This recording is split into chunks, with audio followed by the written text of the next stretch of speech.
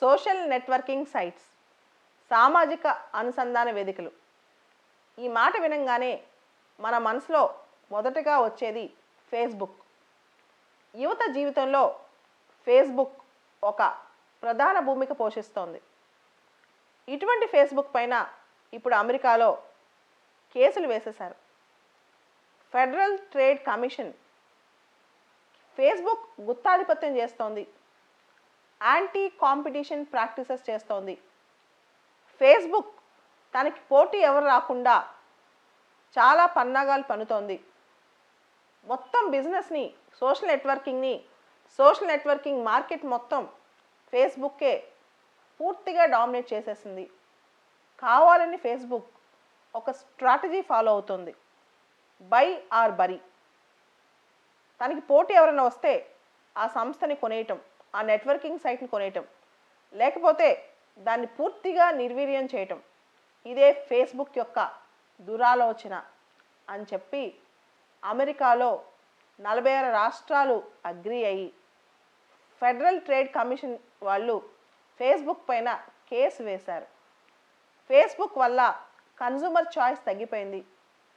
Facebook వల్ల చిన్న చిన్న సోషల్ నెట్వర్కింగ్ సైట్స్ని వేరే వాళ్ళు కొనకుండా ఎక్కువ ధరకి కొనేసింది.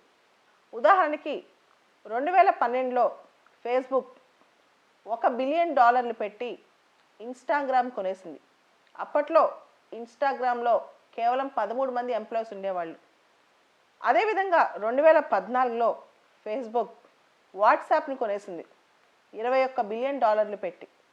యాక్చువల్గా 2014 టైంకి వాట్సాప్లో ప్రపంచంలో పలు దేశాల ప్రజలు వాట్సాప్కి దగ్గరగా అయిపోయినా అమెరికాలో మాత్రం 2014 నాటికి వాట్సాప్కి అంత ఊపు ఏమీ లేదు.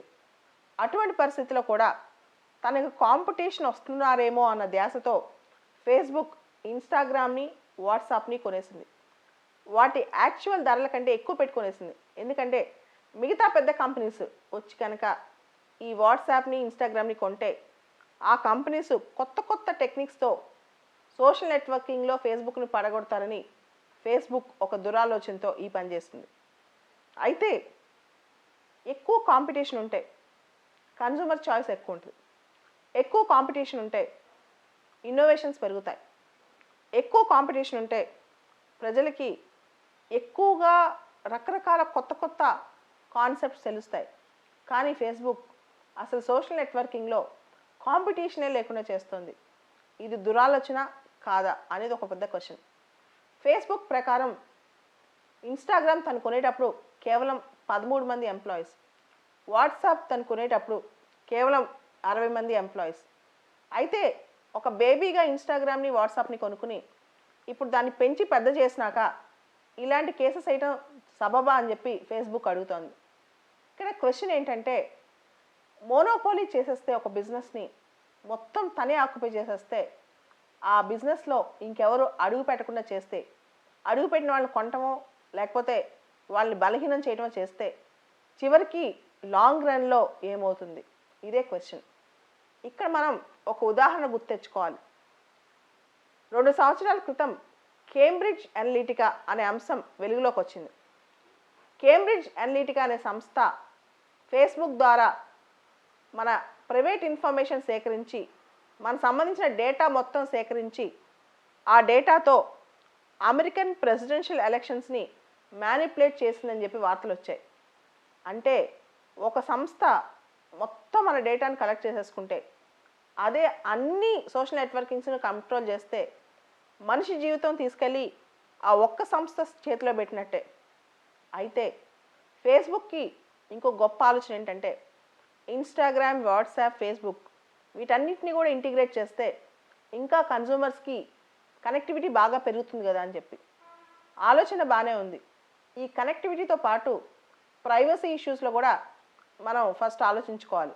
ఎందుకంటే మార్క్ జూకర్బర్గ్ని, ఫేస్బుక్ స్థాపించిన ఆయన్ని అమెరికాలో వాళ్ళ లీడర్స్ కూడా పిలిచి ప్రశ్నించారు, నువ్వు చేసింది తప్పు అని చెప్పి. కేంబ్రిడ్జ్ అనలిటికా ఇష్యూలో మార్క్ జూకర్బర్గ్ సారీ చెప్పాలి అని చెప్పి. సో ఇలా ఒక సోషల్ నెట్వర్కింగ్ సైట్ కేవలం ఎంటర్టైన్మెంట్ బిజినెస్ మాత్రమే కాదు, దానికి కూడా సామాజిక బాధ్యత ఉంటుంది. సో ఒకటే సంస్థ, దానికి సంబంధించిన ఓనర్స్ మొత్తం ప్రపంచంలో సోషల్ నెట్వర్కింగ్ని డామినేట్ చేస్తే రేపు ఫలితాలు ఎలా ఉండబోతున్నాయి, రాబోయే రోజుల్లో మన ప్రైవసీ ఎలా ఉండబోతుంది, ఇది కూడా పెద్ద క్వశ్చన్ అనమాట. అయితే ఇక్కడ ఫేస్బుక్ పైన యాంటీ ట్రస్ట్ సూట్ వేశారు, బాగానే ఉంది. ఈ సూట్ ఎప్పుడు తేలుతుంది, దీనిలో ఫేస్బుక్ నిజంగా మార్కెట్ని కంప్లీట్గా కంట్రోల్ చేస్తుందా, మార్కెట్కి కంప్లీట్గా డామినేట్ చేస్తుందా, అసలు ఉన్న ధరల కంటే ఎక్కువ రేటు పెట్టి ఇతర చిన్న చిన్న సంస్థలు ఎందుకు కొనుక్కుంది, దానిలోనే మనకు అర్థమవుతుంది. సో అవసరమైన దానికంటే ఇంకెవరో కాంపిటీషన్ రాకుండా ఎక్కువ ధర పెట్టి వాట్సాప్ని, ఇన్స్టాగ్రామ్ని ఇలాంటి వాటిని కొనేస్తుంది అనమాట. ఇంకొకరు కాంపిటీషన్ రాకుండా కొత్త కొత్త పద్ధతిలో తనే మొత్తం మార్కెట్ని ఆక్యుపై చేసిందనమాట. ఈ పరిస్థితిలో ఇది చట్టవిరుద్ధం, ఇల్లీగల్, యాంటీ కాంపిటీషన్ ప్రాక్టీస్. అమెరికాలో 2 ప్రధాన political parties, Republicans, Democrats, Facebook విషయంలో మాత్రం చాలా కోపంగానే ఉన్నారు. వాళ్ళు ఫేస్బుక్ని ఏ విధంగానూ ఒక ప్రాపర్గా బిజినెస్ చేస్తుందని ఆలోచించట్లేదు. ఫేస్బుక్ తన పరిధి దాటి మోనోపోలైజేషన్కి వెళ్ళిపోయిందని చెప్పి అందరూ భావిస్తున్నారు. ఈ పరిస్థితిలో ఈ కేసుని ఫేస్బుక్ ఎలా తట్టుకుంటుంది, ఈ ఫేస్బుక్ లీడర్షిప్ వల్లే వాట్సాప్, ఇన్స్టాగ్రామ్ పెరిగిందని వీళ్ళు అనుకుంటుంటే, వాళ్ళేమో ఫేస్బుక్ ఉన్న మనీ పవర్ వల్ల, ఫేస్బుక్ ఉన్న డామినెంట్ రోల్ వల్ల వాట్సాప్ని, ఇన్స్టాగ్రామ్ని పెంచేశారు, అంతేగాని వాటిని స్వతహాగా ఎదగనివ్వలేదని చెప్పి కూడా అధికారులు చెప్తున్నారు, ఫెడరల్ ట్రేడ్ కమిషన్ అధికారులు. ఇప్పుడు ఫేస్బుక్ ఈ కేసును ఎలా తట్టుకుంటుందో చూద్దాం మరి.